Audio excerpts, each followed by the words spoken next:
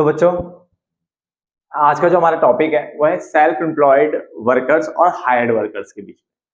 मैं ये video English में बना रहा हूँ और देन इसके बाद सेम टू सेम यही पॉइंट कोशिश करूंगा यही पॉइंट रख करके हिंदी में भी बना दूं ताकि हिंदी मीडियम वाले बच्चों को भी ये वीडियो मिल जाए। जहां तक मुझे आइडिया है, मैंने जो ट्यूशन में करवाए थे क्वेश्चंस उसमें शायद सैंपल पेपर में भी एक क्वेश्चन आ रखा है कि इन दोनों के बीच में डिफरेंस बताइए। शायद 3 नंबर में क्वेश्चन है, तो सैंपल पेपर में भी एक क्वेश्चन जा रखा है इस बार। तो प्लीज इसे अच्छे से पढ़ ले, बहुत आसान आसान से पॉइंट्स हैं इसके। मैंने तकरीबन वही, जैसे हमेशा मैं आपके लिए 6-7 पॉइंट तो एटलीस्ट लेके आता हूँ, तो ऐसे में यहाँ पे पॉइंट्स लेके आया हूँ आपके लिए। आराम से सुनना, आपको वीडियो में ही सब कुछ याद हो जाएगा। क्लियर है ना? चलो देखो, इस तरफ मैंने लिखा है सेल्फ एम्प्लॉयड वर्कर्स और इस तरफ लिखा है हायर्ड वर्कर्स। देखो, सेल्फ एम्प्लॉयड वर्कर्स वो वर्कर होते हैं जो अपने ही बिजनेस, अपने ही प्रोफेशन में लगे होते हैं, यानी किसी के अंडर काम नहीं कर रहे हैं। बात को समझना, पहले क्या बोला मैंने? सेल्फ एम्प्लॉयड वर्कर्स एक ऐसे वर्कर जो अपने ही बिजनेस, अपने ही प्रोफेशन में लगे हुए हैं और ये किसी के अंडर काम नहीं कर रहे हैं। क्लियर है? जबकि जो हायर्ड वर्कर्स होते हैं ये किसी और के लिए काम करते हैं, नहीं वर्क करते हैं अदर के लिए। क्लियर हो गया? और उसके बदले में वेजिस या सैलरी, जो भी आप बोलो, रेम्युनरेशन, वो लेते हैं। इतना पॉइंट्स क्लियर होता है। यानी ये अपने बिजनेस प्रोफेशन में लगा, ये दूसरे के लिए काम कर रहा है, उसे सैलरी वेजिस ले रहा है। अब इसको समझते हुए हम इसको आगे पढ़ते हैं कि आप नाम का मतलब समझ में आ गया होगा, ठीक है ना? अब इसको आगे देखते हैं कि करके। सबसे पहले मीनिंग लिखा मैंने कहा self employed workers are those workers who work for themselves, यानी जो खुद के लिए काम करते हैं, and run their own business और प्रोफेशन, और जो खुद का बिजनेस और प्रोफेशन चलाते हैं। जबकि जो हायर्ड वर्कर्स की अगर हम बात करें तो मैंने कहा hired workers are those workers or those workers who work for an employer, यानी जो काम कर रहे हैं किसी एम्प्लॉयर के लिए। एम्प्लॉयर मतलब होता है मालिक और एम्प्लॉय मतलब होता है कर्मचारी। देखो, एम्प्लॉयर मालिक और एम्प्लॉय मतलब कर्मचारी। तो ये एम्प्लॉय हो गए एक तरीके से, ठीक है, और ये मालिक हो गए एम्प्लॉयर। तो उसने बोला हायर्ड वर्कर्स वो वर्कर होते हैं जो कि एम्प्लॉयर के लिए काम करते हैं और उसके बदले में उनको वेजिस या सैलरी उनको मिलती है। जो वो सर्विसेज देते हैं ना बेटा, जो काम करते हैं, उनके बदले में उनको वेजेस और सैलरी मिलती है। क्लियर हो गया? फिर दूसरा आता हमारा डिसीजन मेकिंग। अब यहाँ पे हमने कहा दे टेक देयर ओन, यानी खुद के बिजनेस डिसीजन खुद लेते हैं, और बियर करते प्रॉफिट लॉस, यानी खुद के बिजनेस के जो डिसीजन वो खुद ही लेंगे। भाई जब खुद का बिजनेस है तो खुद ही तो लेंगे। तो उसमें लिखा है they take their own business decisions and bear profit और लॉस। जबकि यहाँ पे लिखा है they work under the supervision and control of an employer, यानी ये जो काम करते हैं ये देख रेख में काम करते हैं। किसके नियंत्रण में काम करते हैं? एम्प्लॉयर, यानी मालिक के देख रेख में, उसके नियंत्रण में ये काम करते हैं। क्लियर हो गया?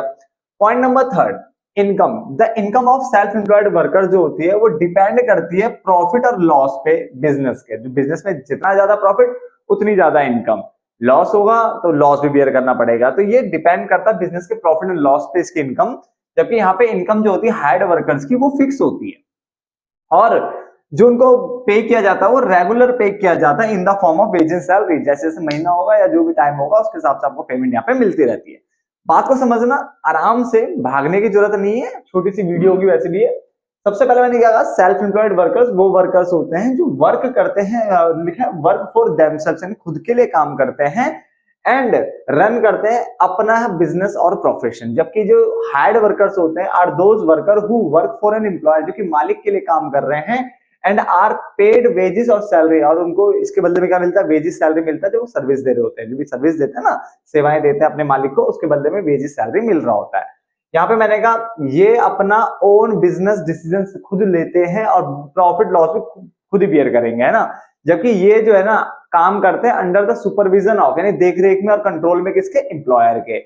फिर मैंने कहा इनकम। इनकम जो होती है सेल्फ एम्प्लॉयड, यानी खुद जो बिजनेस का ओनर है उसकी जो इनकम होती है वो डिपेंड करती है profit and loss of the business पे। जबकि इनकम जो होती है हायर्ड वर्कर की वो फिक्स होती है और वो पेड करते हैं, उसको मिलता है पैसा regular in the form of wages salary. Wages salary की फॉर्म में उनको पैसा मिल रहा होता है, ठीक है, रेगुलर।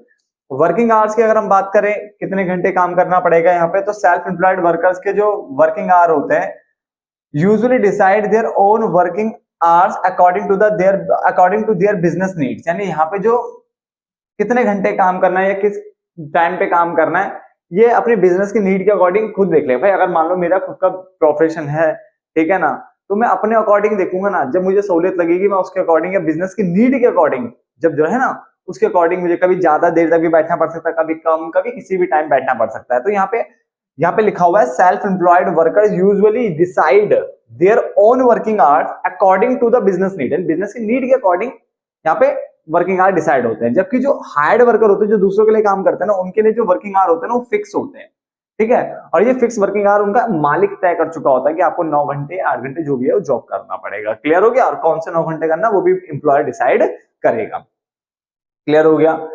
उसके बाद रिस्क की बात कर लेते हैं। तो सेल्फ एम्प्लॉयड वर्कर यानी जिसका खुद का बिजनेस प्रोफेशन है, वो बियर करता है, सहता है all the risk of the business. जितना भी रिस्क है खुद ही बियर करेगा, कोई दूसरा थोड़ी ना बियर करेगा। जबकि हायर्ड वर्कर नहीं बियर करता बिजनेस के रिस्क को, क्योंकि इसको सिर्फ अपना काम करना है और सैलरी उठानी है। इसको बिजनेस से, बिजनेस के लॉस से, प्रॉफिट से, रिस्क से ऐसा कोई खास मतलब यहाँ पे नहीं होगा। तो कोई मतलब ही नहीं ना। जैसे काम कर रहा है, जैसे आप मान लो आप मेरे अंडर काम कर रहे हो, आपने काम किया, आपको तो सैलरी चाहिए। क्लियर है ना? आपका काम वहीं पे खत्म होता है, ठीक है। जबकि जो सेल्फ एम्प्लॉयड वाला होता है उसको तो क्या नाम है, अपने बिजनेस का प्रॉफिट लॉस सब देखना है, ठीक है। तो सारा रिस्क ये खुद बियर करेगा। रेस्पॉन्सिबिलिटी की बात करें तो self employed workers are fully responsible, ये पूरी तरह से रेस्पॉन्सिबल होते हैं फॉर द सक्सेस और फेलियर ऑफ द बिजनेस। अगर बिजनेस सक्सेस करता है तो यही रेस्पॉन्सिबल है, बिजनेस अगर फेलियर कर जाता है तो यही रेस्पॉन्सिबल है। पूरी तरह से ये रेस्पॉन्सिबल होता है जो बिजनेस का ऑनर होता है वो।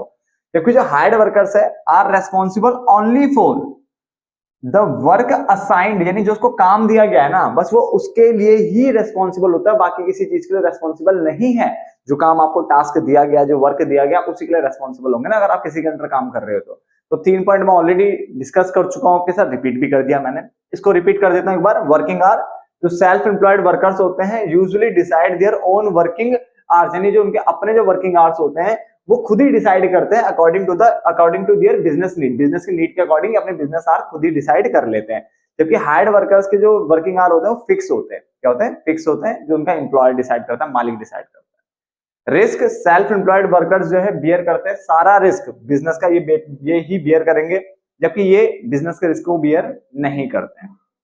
रेस्पॉन्सिबिलिटी, सेल्फ एम्प्लॉयड वर्कर्स पूरी तरह से रेस्पॉन्सिबल होते हैं बिजनेस की सक्सेस के लिए, बिजनेस की फेलियर्स के लिए, ठीक है ना। जबकि हायर्ड वर्कर जो होते हैं वो रेस्पॉन्सिबल होते हैं only for the work assigned to them, यानी जो उनको काम असाइन किया जाता है। क्लियर है ना?